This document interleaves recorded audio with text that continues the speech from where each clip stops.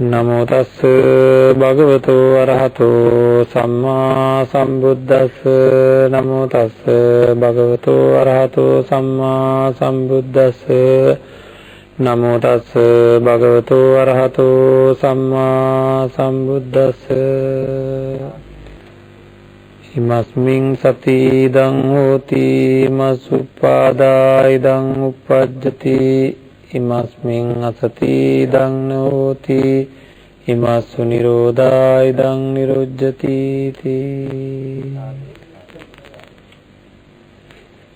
සදා බුද්ධ සම්පන්න පින්වත්නි, සම්මා සම්බුදුරජාණන් වහන්සේ දේශනා කරපු ධර්මයට අනුව අපේ ජීවිතය සකස් කර ගැනීම සඳහා අපි බොහෝම වෙහෙස මහන්සිලා කටයුතු කරන්න ඕනේ. අපේ ජීවිතය ගෙවන ආකාරය තීරණය වෙන්නේ අපේ චිත්තසංතානවල නැගෙන සිතුවිලි වලට අනුව.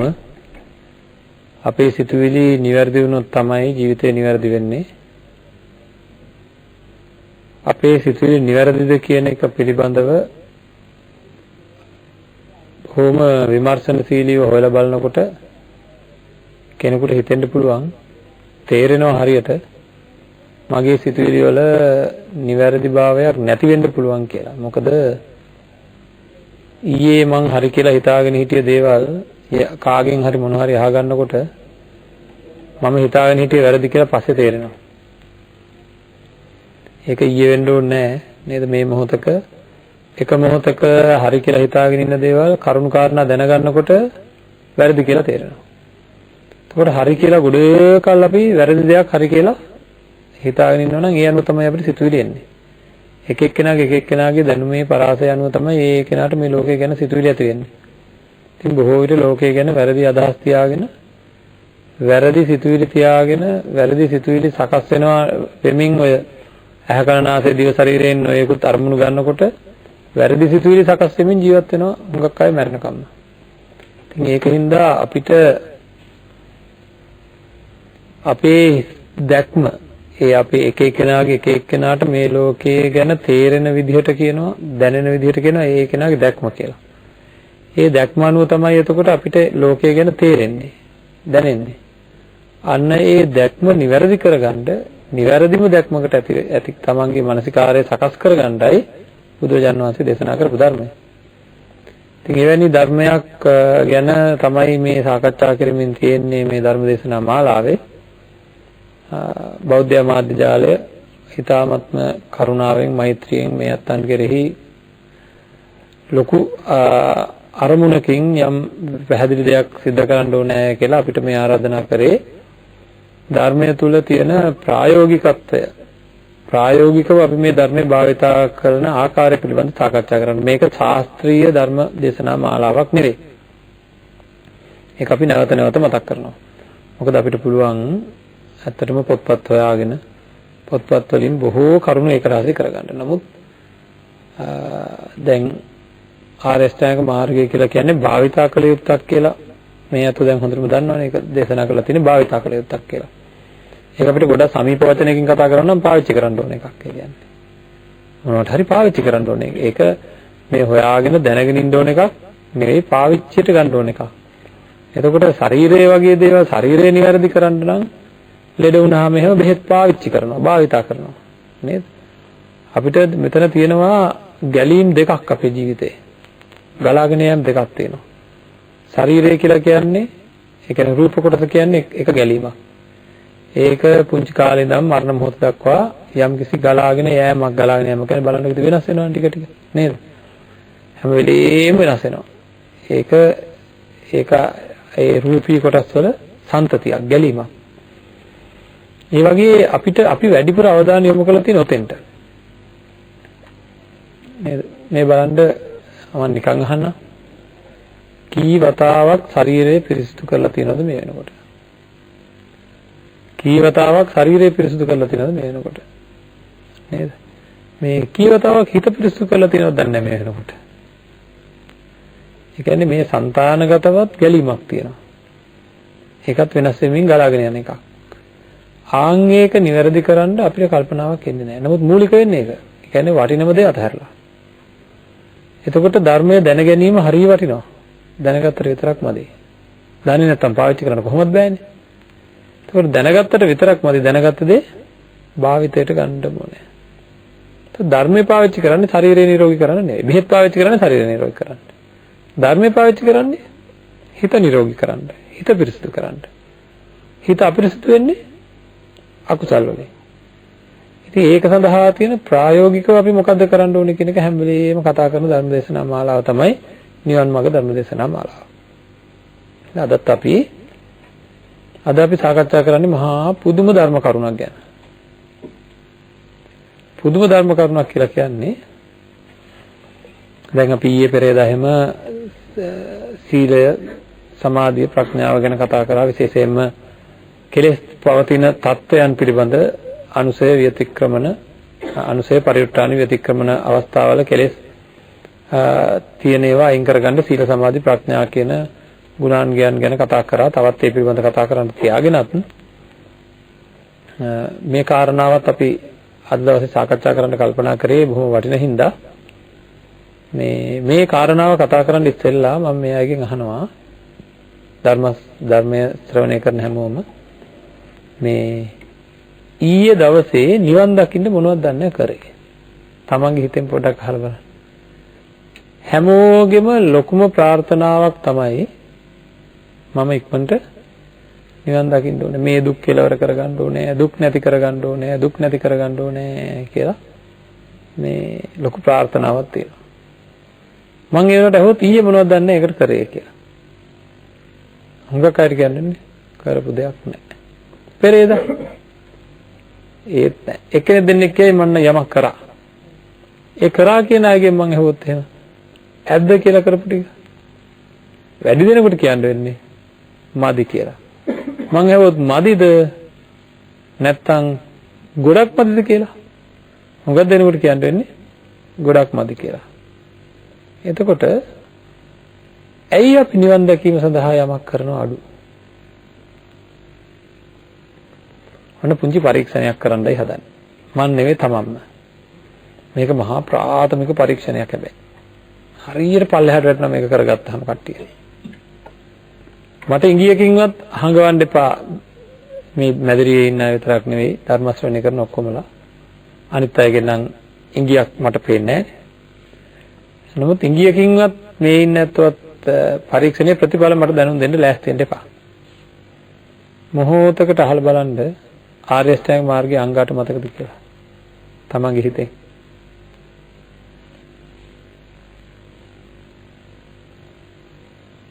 ඉංගියක්වත් දෙන්න එපා මට. වැඩිපුර බෞද්ධයන්ට අංග 8වත් මතක නැහැ. හරි එතකොට අපි ලැජ්ජා වෙන්න ඕනේ. ඇයි? මම බෞද්ධයෙක්. මම මෙහෙම කියන්නේ පැහැදිලිව මේක අපි අවධානයට යොමු කරන්න ඕනේ හින්දා. අපිට ඒ පිළිබඳ ලොකු වමනාවක් නැහැ. අපි හොඳට බණ අහනවා. බණ ඇහුවට මදි අහන බණ ධාරණය කරගන්න ඕනේ. අවශ්‍ය කාරණා මොනවද කියලා හොයාගන්න ඕනේ. එතකොට සත්‍තිස් බෝධිපාක්ෂික ධර්ම කියලා අහුවොත් නේද? මේවා ධර්මයේ පැත්තෙන් තියෙන ප්‍රාථමික දේවල් අපි ඉගෙන ගත්තේ මල් පූජා කරන්න. අපි ඉගෙන ගත්තේ පුංචි කාලේ ඉඳලා පහන් තියන්න. දැන් ඒ පාර කප්රුක් පූජා කරන්නත් පටන් අරන්. ඒවා එපා කියනව නෙවෙයි. එහෙම දිවාට නේද මේවත් චුට්ට නිවන් මඟ හොයාගෙන යනකොට ඕනේ නැති ඒවා ටිකක් අතාරින්න එපා. සම්මා සම්බුදු පියාණන් වහන්සේ කියන්නේ කොච්චර දුර්ලභ ලෝකෙට පහළ වෙන කෙනෙක්ද. ඉතින් උන්වහන්සේ මේ ලෝකෙට සම්මා සම්බුද්ධත්වයට පත් වෙනකොට පැත්තක අයිනක තිබුණ ජයශ්‍රී මහා බෝධියේ දක්ෂිණ ශාඛාව අදට ජීවමානව අනුරාධපුරේ වැඩ ඉන්නවා. ඔතෙන් ඉතින් අපි ගියාම මේ දක්ෂිණ ශාඛාව දැක්කහම බුදුරජාණන් වහන්සේ ජීවමානව වැඩ ඉන්න කාලේ මේ දක්ෂිණ ශාඛාව තිබුණා නේද? ඒක හරියට නිකන් බුදුරජාණන් වහන්සේගේ ආසන්නයට ගියා වගේ දැනෙන්න ඕන අපිට. ළඟට ගියා වගේ නේද? මහා හැඟීමක් දැනෙන්න එපා. කොච්චර බුද්ධාලම්බන ප්‍රීතියකින් හිත පිරෙන්න ඕනද ජයශ්‍රී මහ බෝධින් වහන්සේ ළඟට නේද අපි ගියාම. අපේ ඇත්තෝ වැඩිපුර බෞද්ධ ඇත්තෝ මේ ජයශ්‍රී මහ බෝධීන් වහන්සේ ළඟට ගිහලා මොකද කරන්නේ? අඩුපාඩු ඉල්ලනවා. නේද? බාරහාර වෙන්න තමයි එතනට ලෑස්ති වෙන්නේ. මොනවද බාරහාර වෙන්නේ? නිවන් දකින්න කියලා බාර වෙන්න මම නම් කියන්නේ. නේද? මම නිවන් දකින්නවා, මට නිවන් දකින්න ඕනේ. මම නිවන් දැක්කොත් මෙන්න මේ බාරය ඔප්පු කරනවා කියලා බාර වෙනවා නම් කමන්නේ. කෙලෙස් අයින් කරන්න බාර වෙන්න ඕනේ එතෙන්ට හරි විදිහට නම්. බාර වෙන්නේ කොහොමද? අපේ ලොකු දුවට ළමයෙක් නැත. මේ අපේ සම්මා සම්බුදු පියාණන් වහන්සේ ඉදිරියට ගිහිල්ලා ඉල්ලන දේවල් බලන්නකෝ. නේද? මට නම් වෙලාවකට හිතන අවුවා විතර නෙවෙයි බොහෝ දේවල් තියෙනවා. බෞද්ධ ඇත්තෝ බෞද්ධ ධර්මයට කරන මහා නිග්‍රහයල් වගේක් තියෙනවා. මට වෙලාවකට ඇත්තට මෙතන මේ කරදරයක ඉඳද කියලා. හරියට කරදර තියෙනවා අපේ රටට. නේද? බුදුහාමුදුරන්ට කරන නිග්‍රහයින්දද කියලා හිතන වෙලාවකට. ඉතින් මොකද සම්මිය දෘෂ්ටික දේවතාවුන් වහන්සේලාත් බලාගෙන නැතුව ඇයි අපිට මෙහෙම වෙන්නේ කියලා අපි කල්පනා කරන්න ඕනේ. පැහැදිලිවම මේ අරමුණු අතහරින අය එකමුතු වෙන්න ඕනේ. විකාර කරන දේවල් අයින් කරගන්න ඕනේ. බුදුරජාණන් වහන්සේගේ ධර්මය තුල ආරම්භයේ පටන්ම සීලය පනවලා තියෙනවා. එක පිරිසක් කියනවා සිල් රකින්න ඕනේ නැහැ. සීලය සමාදන් වෙන්න ඕනේ නැහැ කියලා. එහෙම පිරිසක් එක කණ්ඩායමක් යනවා. තව පිරිසක් කියනවා මොන සමාධියද? සමාධිය නැතුව තමයි ඔක්කොම කරන්නේ. ඔන්න කට්ටියක් නැගිටලා කියනවා මම සමාධියේ ඇලිලා හිටියා දැන් මට මම සමාධිය අතහැරියා ඊට පස්සේ තමයි ඔක්කොම හරි ගියේ දැන් මම සත්‍ය අවබෝධ කරා කියලා. හරි. මේසා විශාල ව්‍යසනකාරී තත්ත්වයක් උදා වෙන කාලේ අපි හැමෝටම කරන්න වැඩක් තියෙනවා. ඒ මිත්‍යා දෘෂ්ටික අදහස් භාවනා කරන්න ඕනේ. ඒ වගේ මිත්‍යා දෘෂ්ටික අදහස් අරගෙන පිරිස් එකමුතු වෙනකොට පැහැදිලිවම ත්‍රිපිටක ධර්මයේ තුල තියෙන දේවල් එක නිවැරදිව කටයුතු කරන පිරිසුත් මොකද කරන්න ඕන? එකමුතු වෙන්න ඕනේ. ඒක රාසි වෙන්න ඕනේ.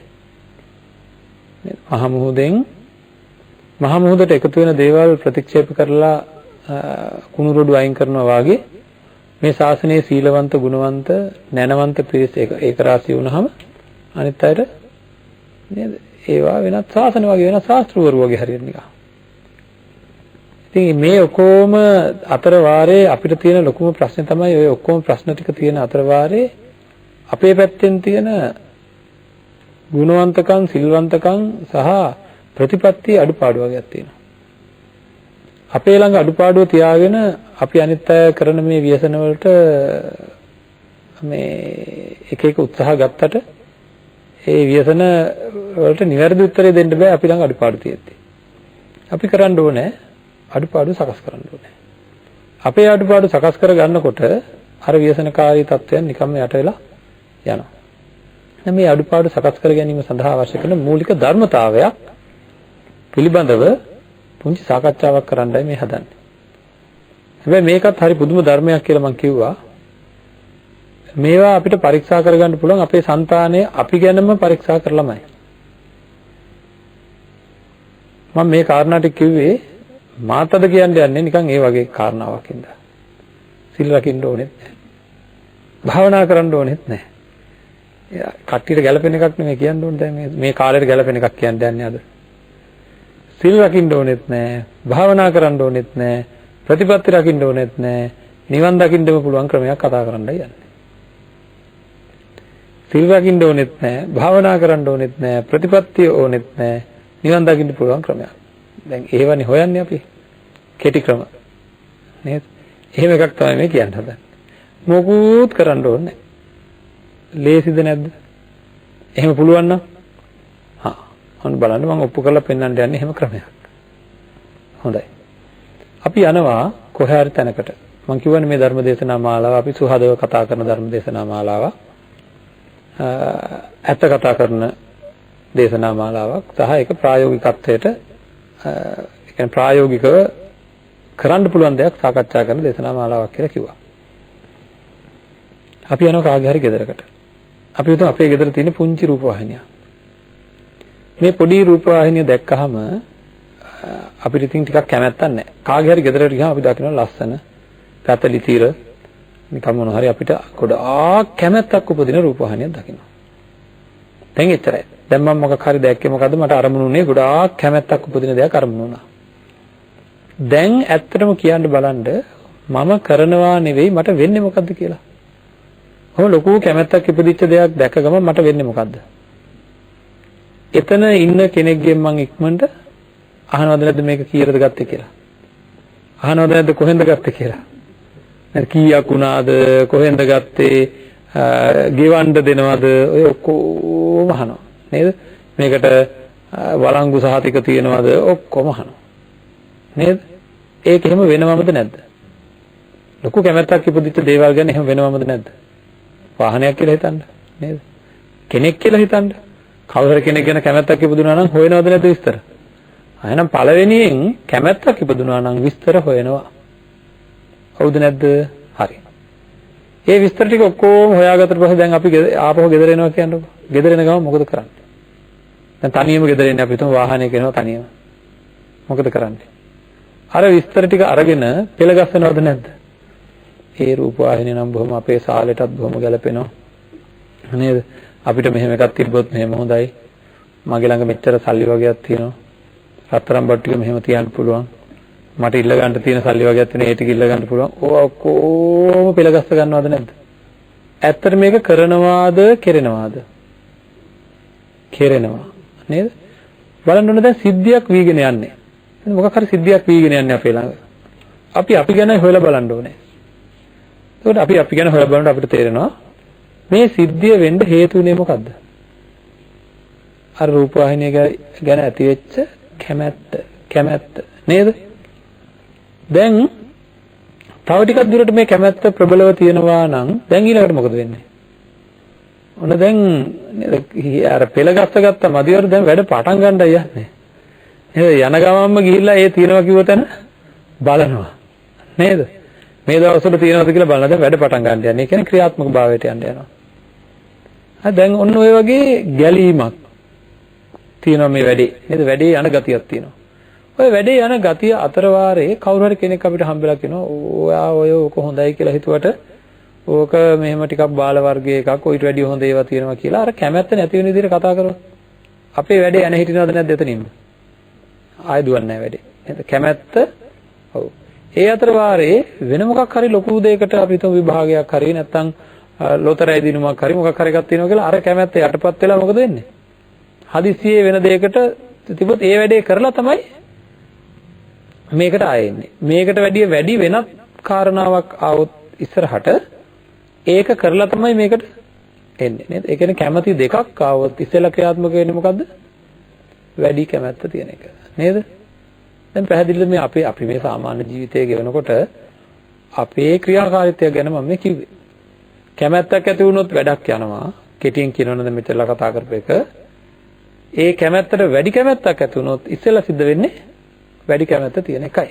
ඊට පස්සේ හැබැයි ආයතරයක් අරකට වැටෙනවා. කැමැත්ත නැති වෙච්ච ගමන් ඒ කරන වැඩේ හුඟක් වෙලාවට ඇන හිටිනවා. පිළිගන්නවද? හරි. දැන් මේ වැඩේ මේ කැමැත්ත නැති වෙන්නේ ඉවර වෙන්නේ කවද්ද?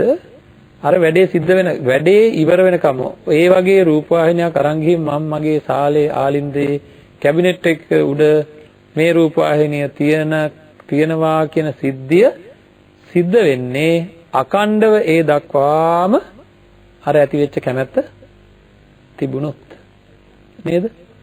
හරි. කැමැත්ත තිබුණොත් අනිවාර්යයෙන් මොකද වෙන්නේ? ක්‍රියාව සිද්ධ වෙනවා. එහෙනම් ක්‍රියාවකට අවශ්‍ය ක්‍රියාවකට කියනවා සිද්ධියක් කියලා. හරි? සිද්ධියකට කියනවා 이르දියක් කියලා. හරිද?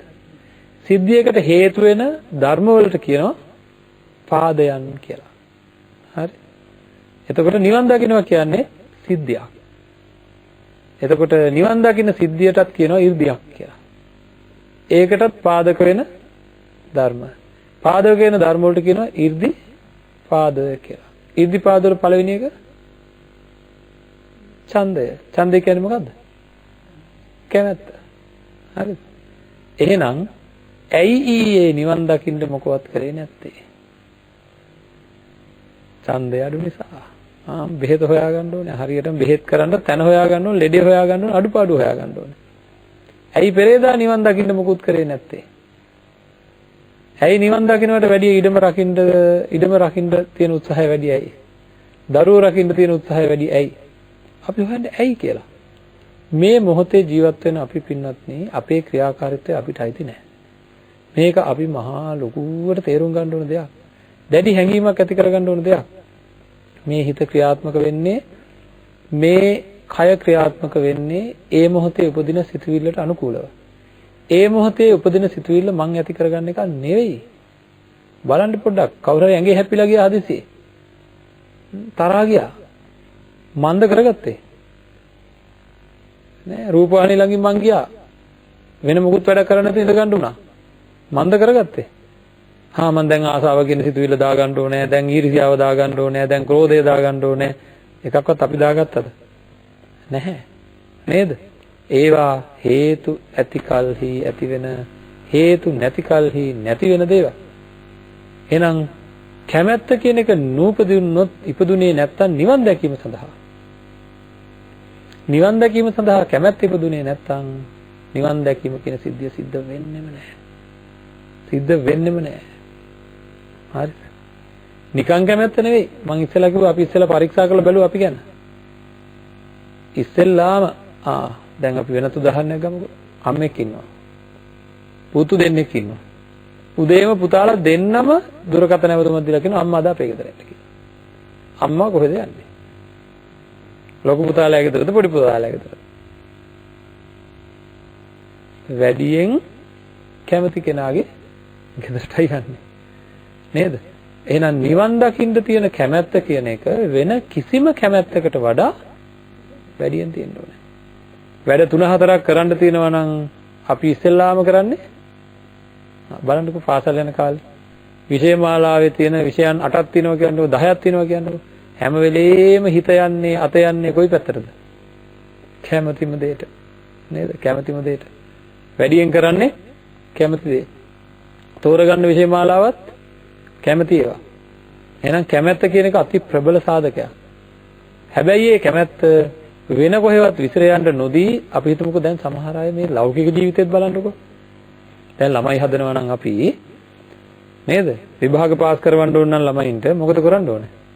පන්තියම ගිහිල්ලා ඉන්දෝලා තියලා ඉවර වෙලා කෝටු අරගෙන ගහලා නේද? උදේම පන්තියට යනවා.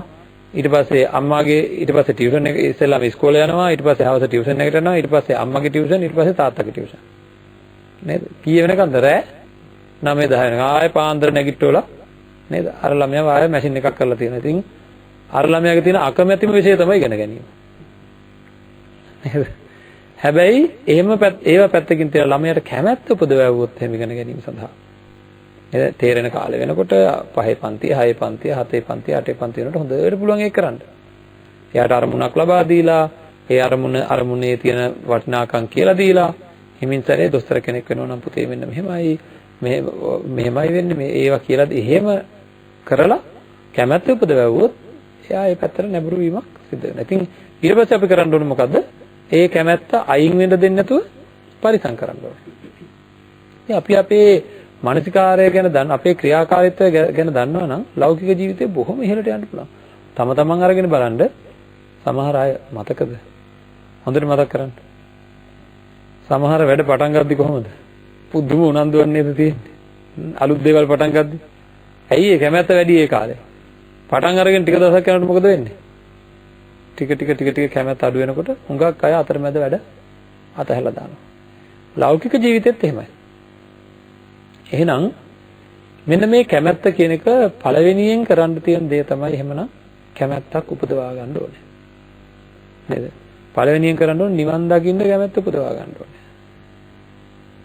ඔන්න ඒක තමයි අඩුම තැන. හරියටම බෙහෙත් කරන්න ඕන තැනටම බෙහෙත දෙන්න ඕනේ. නැත්තම් අපි ඉතින් ඔහේ ඉඳි. ඔය නිවන් දකින්න ඕන අප්පා කියිකින්දි. නේද? ඈ හොඳට කනවා, බොනවා, නානවා, අදිනවා මොනවා හරි කරලා තියෙන ප්‍රාර්ථනා කරනවා. අරවා කරා මම මේවා කරා. ප්‍රාර්ථනා පාරමිතාව කොහෙද තියෙන්නේ? අදිෂ්ඨාන පාරමිතාවයි තියෙන්නේ. නේද? ප්‍රාර්ථනා කියලා කියන්නේ අපිට තියෙනවා මේ අපේ තියෙනවා ලොකු මිත්‍යා දෘෂ්ටියක්.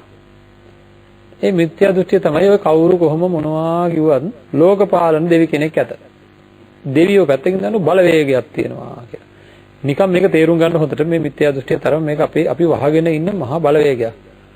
වැඩි දෙනෙක් හිතාගෙන ඉන්නවා කවුරු හරි බලාගෙන ඉඳලා මට මොනවා හරි ලබා දෙයි. නේද? ඒක නේද ලැබේවා කාගෙන් හරි ඉල්ලනවා හැම වෙලේම ඉල්ලනවා. පුදුම කරුමේ මේක නේද? ඉල්ලන එකමයි වැඩි. ඕ මොකක් හරි කාට හරි පූජා කරලා ලැබේවා නේද? ලැබේවා කියලා ප්‍රාර්ථනාව හොඳයි. කාටද දන්නවද? මම මේ ඇත්ත වෙනුවෙන් ප්‍රාර්ථනා කරන්න ඕන. මොකද මගේ මෛත්‍රිය සඳහා. අනේ මට වගේම මේ අය නිවන් සම්පත්තිය ලැබේවා කියලා එහෙම ප්‍රාර්ථනා කරන්නේ තරහ නැති කරගන්න මගේ තියෙන. අමනාප ගන්න නැති කරගන්න. ඒක අපි මෛත්‍රී භාවනාව ගැන කතා කරද්දී කරනවා. කියලා දෙනවා. කොහොමද ඒක වෙන්නේ කියලා. නමුත් තමන්ට ඉතින් ලැබේවා කියලා ඔහෙ නිකන් ඉන්නවා. හැම වෙලෙම හිතනවා නේද? ඔය කොට ඇතුළෙන්ම තියෙන අදහසක් තියනවද නැද්ද? මොකක් හරි පාලනයකින් මොකක් හරි එකක් අමුතු එකක් තියෙන එක නේ බාර වෙනවා. එක නේද? ආරවා කියයි මෙව්වා කියයි තමන් ගැන විශ්වාසය නැතිකමයි තියෙන්නේ. නෑ හොඳට බලන්න. කැමැත්ත ඇති කර ගැනීම සඳහා කල යුත්තේ කරන්න ඕනේ.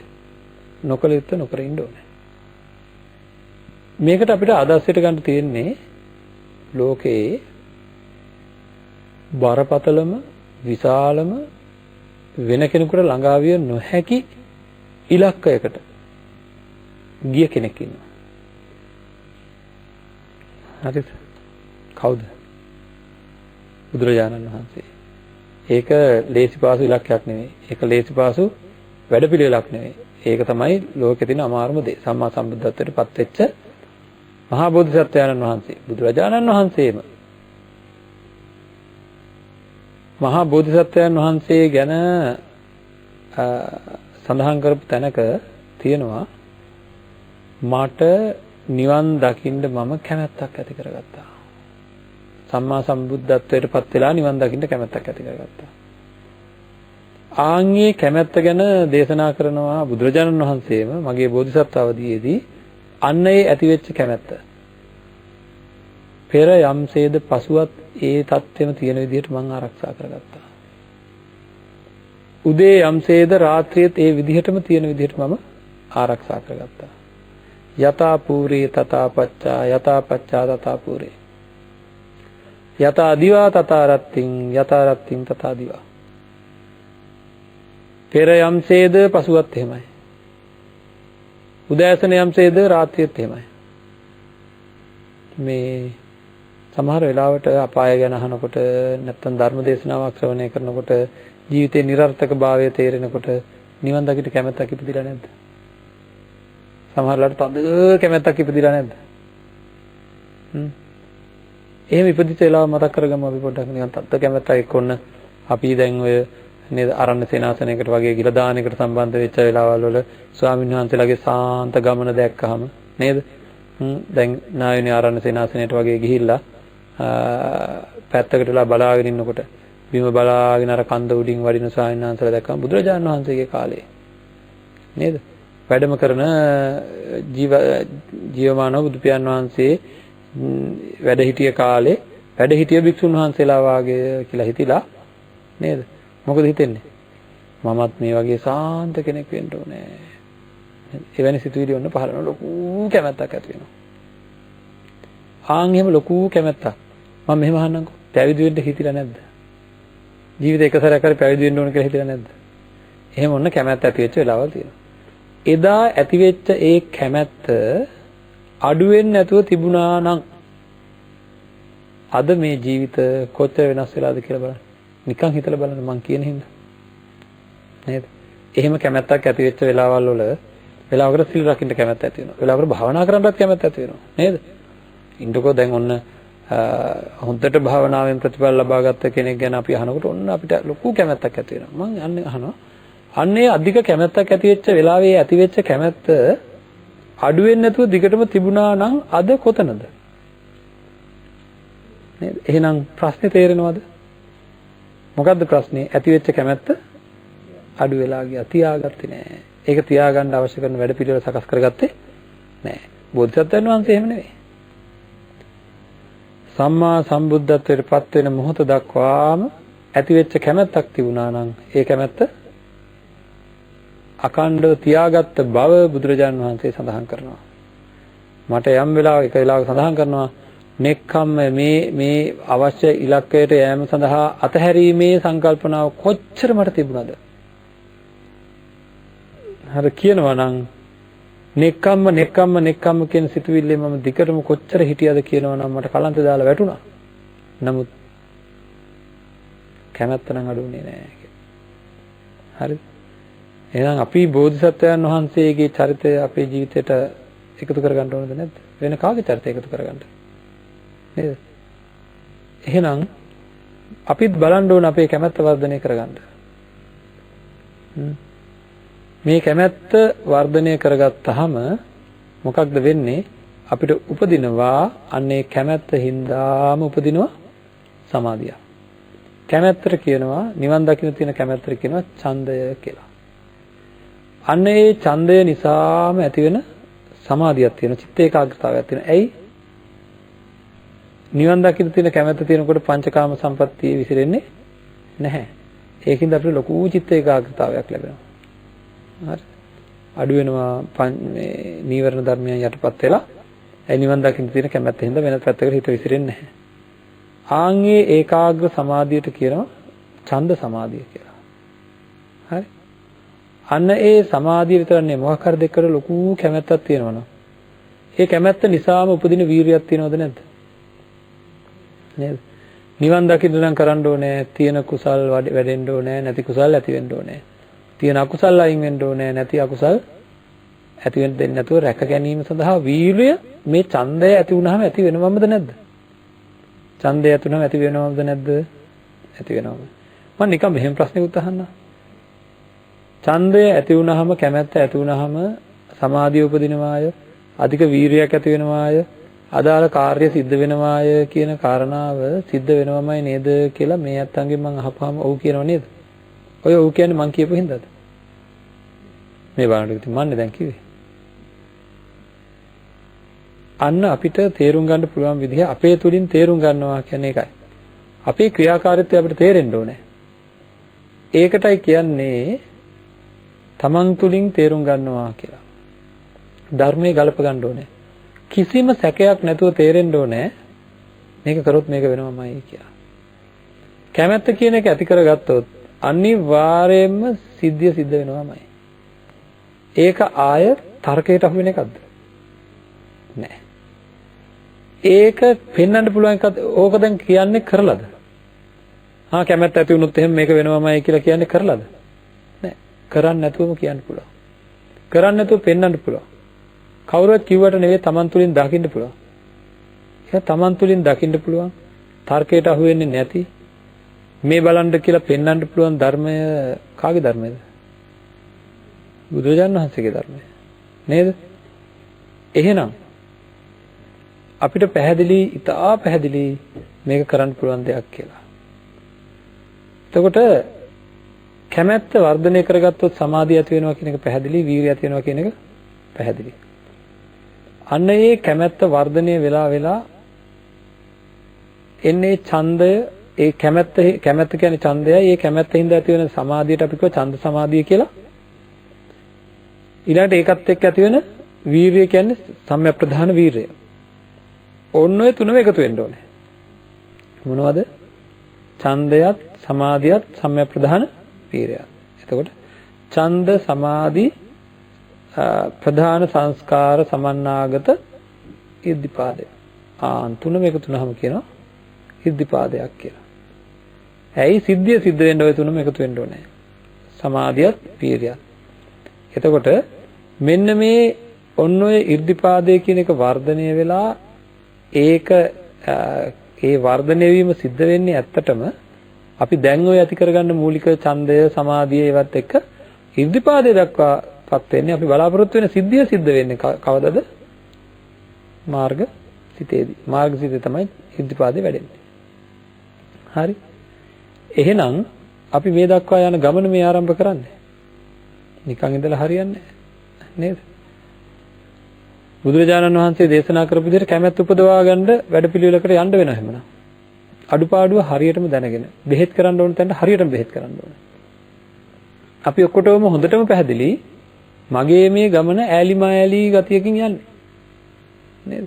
භාවනා කරනවා කියවට මං ඉතින් අනිත් පැත්ත හැරිලා බලන්න අනිවාර්යෙන් බලන්න ඇත්තම ඇති සැටියෙන් මහ පොළොවේ කෙලින් පය ගහලා හිටගෙන බලන්න. මහ පොළොවේ කෙලින් පය ගහලා හිට ගන්නවා කියන්නේ මම මේ ඇත්තට මුණ දෙන්න කියලා කියන්නේ. මගේ තරම හැම වෙලේම අපි අනුමාන කරගන්නවා පින්නත් මේ භයානක දේ. අනුමාන කරගන්න මොකක්ද? මට එහෙම වෙන්න එකක් නැහැ. මාව තිරසං වෙලා උපදින එකක් නැහැ. මාව අපාය යන එකක් නැහැ. නේද? කලින් හිතුවා මට දියවැඩියාව හැදෙන එකක් නැහැ. මට ප්‍රෙෂර් හැදෙන එකක් නැහැ. අපේ අම්මා තාත්තා ඉක්මනට මැරෙන එකක් නැහැ. නේද? එහෙම හිතුවා මොකද උනේ? වුණා. ඉතිරි ටිකත් වෙනවා බය වෙන්න නැහැ. එහෙනම් අනුමාන කරන්න යන්න එපා. අනුමානය කියන එක මහා භයානකයි. වෙන එකක් නැහැ කියලා හිතන එක හරි භයානකයි. වුණාට පස්සේ ගලවන්න බැරි බව තේරුම් ගන්න ඕන. මෙතනින් ඉස්සලා වැටෙන එකක් නැහැ කියලා ගිහිල්ලා. ඉස්සලා වැටුනොත් මොකද වෙන්නේ? අතප්පය කැඩුනොත්. අනේ මං ඊට පස්සේ පරිස්සමෙන් යන්නම්. අත හොඳ වෙන්න කිව්වට හොඳ වෙනවද? නෑ විඳවන්න ඕනේ ඊට පස්සේ. වෙන එකක් නැහැ කියලා හිතන්නේ නැතුව අපි හරියටම අසනීපෙට බෙහෙත් කරමු. ලොකුම ප්‍රශ්නේ හොඳටම තේරුණා වෙන දේවල් වලට කැමැත්ත විසිරලා යනවා. හරි. පංචකාම සම්පත්තියේ හිත විසිරෙනවා. වෙනත් දේවල් වලට හරියට කැමැත්ත, ඉඩමට කැමැත්ත තියෙනවා. වාහනයට කැමැත්ත තියෙනවා. කෑමට කැමැත්ත තියෙනවා. නේද? හවුද නැද්ද? කෑමට කැමැත්ත නැද්ද? ඒක හරි ලැජ්ජාවක්. ඉන්ද්‍රිය සංවර කරගන්න කියලා තියෙනවා. ඉතින් දැන් හොඳට බඩත් පිටලා තියෙන්නේ. තිබ්බට මොකද වෙන්නේ? රහ කෑමක් දැක්කොත් ඉන්ද්‍රිය සංවරය අතහැරලා අරක කනවා කියන්නේ මට නිවන් දකින්නට වැඩිය කෑම ලොකුයි කියන එක. කේක් කෑල්ලක් දැකලා ඉන්ද්‍රිය අසංවරයෙන් ඒක ගිල දමනවා කියන්නේ ගිජුකමෙන් කෑදරකමෙන් මට නිවනට වැඩිය කේක් ලොකුයි. නිවනට වැඩිය ඇපල් ලොකුයි. හරිද? ඇයි ඉන්ද්‍රිය සංවර කරගන්න ඕනේ? මේ බඩේ ගොඩක් පිරුණා කියලා ඉතින් උස්සගෙන යන්න බෑ අප්පා මේ උගුරෙන් පල්ලෙහාට යනකම් කියලා චුට්ටක් හිතුවනම්. උගුරෙන් පල්ලෙහාට යනකම් යන්තම් දැනෙන කේක් රස, ඇපල් රස, කෙසෙල්ගිරි රස, අර රස, මේ රස කියලා අන්න ඒ චූටි මොහොතට කියලා මේක පුරවනවා. ඉතින් දැන් උසයි යන්නකෝ. කිලෝ 2-3 උසන් තමයි ඔක්කොම යන්නේ. නේද? අවශ්‍ය ප්‍රමාණයට ආහාර පාලනයක් ඇතුව අපේ ජීවිතය සාර්ථක කරගන්න විදිහට ඔක්කොම කෙරෙන්නේ නැත්නම් අර ආහාරයට තියෙන කැමැත්ත වැඩි වුණොත් නිවන පස්සට යනවා. රූප දකින්න තියෙන කැමැත්ත වැඩි වුණොත් කැමැත්ත වැඩි නම් නිවන් දකින්න එක ප්‍රමාද වෙනවා. ශබ්ද, ගන්ධ, රස, ස්පර්ශ කියන ඒවාට තියෙන කැමැත්ත ඔය ටිකනේ. ඇහැට පේන රූප, කනට ඇහෙන ශබ්ද, නාසයට දැනෙන ගන්ධ, දිවට දැනෙන රස, ශරීරයට දැනෙන පහස. මනසට දැනෙන ආදරය ආදී ධර්ම. ඔන්න ඔය 6 හින්දා මොන දුකක්ද මේ විඳින්නේ කියන්නේ? මොන පොරයක්ද අල්ලන්නේ කියන්නේ? නේද? මේක ගලව ගන්න බැරුව තිරිසන් සත්තුත් එහෙමයි. තිරිසන් සත්තුත් මොනවද හොයන්නේ කියන්නේ? බල්ලෙක් කරන් බලන්නකෝ දෙන හැන්දනකම් මොනවද හොයන්නේ කියලා. ස්වාමියා දැකීමේ ආසාවෙන් පෙළෙනවා. නේද? ඉතින් උදේ ඉඳන් හැන්දෑවේ ඉඳන් කෝණයක් එනකම් පාර බලන් ඉන්නවා. එනකොට පේනව නැටිල්ල නේද? කැමති ශබ්ද ඇසීමේ ආසාවෙන් ඉන්නවා. කැමති ගන්ධ, කැමති රස අපිට වැඩි හපා නේද? කාගෙන බුරාගෙන ළඟ ඉන්න අයවත් පෙරලගෙන නේද? ළඟ ඉන්න අයටත් හපාගෙන හිතවත් අයටත් හපාගෙන තමයි එයාලා කැමට ලෑස්ති වෙන්නේ. ළඟින් ඉන්නවනම් ශ්‍රී ලංකාවේ හිටිය තවත් එක්කෙනෙක් මස් කෑල්ලක් දුන්න ගමන් ආයෙ වුණා නෑ. නේද? ඒතකොට ඒ ගති තියෙනවනේ වගේද අපේ? අනේ මන් දන්නේ නේද? ස්පර්ශයටත් එහෙමයි, ආදරය ආදී ධර්ම වලටත් එහෙමයි. ඒවා පිටුපස්සෙන් පංචකාම සම්පත්තියේ හිත විසිරීලා ගියාම ඔක්කොම මතක වෙනවා. මේ ජීවිතේ ලැබිලා අපිට උනේ එක. අපි දන්නේ නැහැ මේ ජීවිතේ අපිට මොනවට ලැබුණාද කියලා. අම්මා ළඟ ඉපදුනාට පස්සේ ටික ටික ලොකු වෙනකොට ඉතින් දැනෙන සැප පිටිපස්සේ අපි දිව්වා. පුංචි කාලෙම කිරි ටිකක් දිවේ වදිනකොට දැයින රසින්ද කිරි උරන්න පටන් ගත්තා. ඒ වෙලාවෙ ඉඳන්ම කාර්ය බහුලයි අපි. හවුද නැද්ද කියන්නේ? නේද? අපි කියන්නේ දැන් පොඩ්ඩක් නැත්තම් කියනකො අපිට හරියට වැඩ අපි හරි බිසි. නේද? මොකද මේ බිසි? මොකවත් නෙවෙයි. පොඩි කාලේ ඉඳන් මෙහෙමයි. ඉපදිච්ච දවසේ ඉඳන් එහෙමයි. ඉපදුන ගමන් අම්මා කිරි ටිකක් දුන්න ගමන් මොකද උනේ? කිරි උරන්න පටන් ගත්තා. ඒ නැවැත්තුවොත් සැප වේදනාවක් නැති වෙනවා. නැති වෙන හින්දා ආයෙ උරන්න ඕනේ. ආයෙ නවත්තවොත් ආයෙ සැප වේදනාවක් නැති වෙනවා. හදිසියෙ කවුරු හරි කිව්වොත් එහෙම පොඩ්ඩක් අපි හිතමුකෝ කතා කරන්න පුළුවන් ළමයෙක් ඉපදුනේ කියලා. මේ කොහෙද ආවේ කියලා බලනවාකෝ කියලා අපි කිව්වොත් එහෙම අපිට මොනවා කියලාද කතා කරලා? පොඩ්ඩක් ඉන්නවා මම බිසි මං මට වැඩ මට කිරි උරන්න තියෙනවා නේද?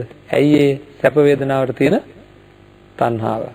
හරි එදා පටන් ගත්ත කාර්යබහුල ජීවිතය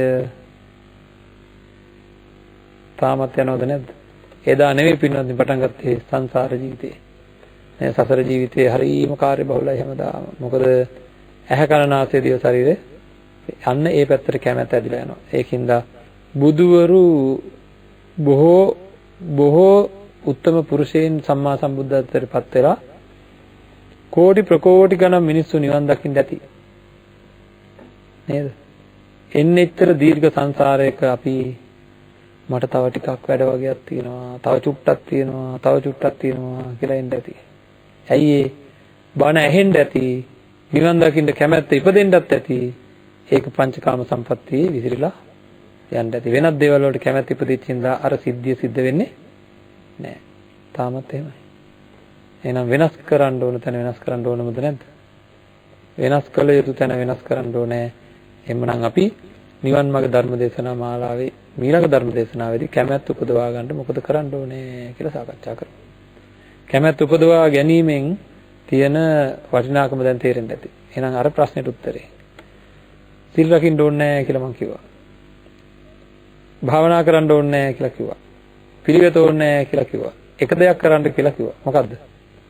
කැමැත්ත උපදවා ගන්න කියලා. කැමැත්ත උපදවා ගත්තොත් මොකද වෙන්නේ? සිල් රකින්නවා නෙවෙයි සිල් රැකෙනවා. භාවනා කරනවා නෙවෙයි භාවනා කෙරෙනවා. ප්‍රතිපත්ති ආරක්ෂා කරනවා නෙවෙයි ඒක කෙරෙනවා. හරිද?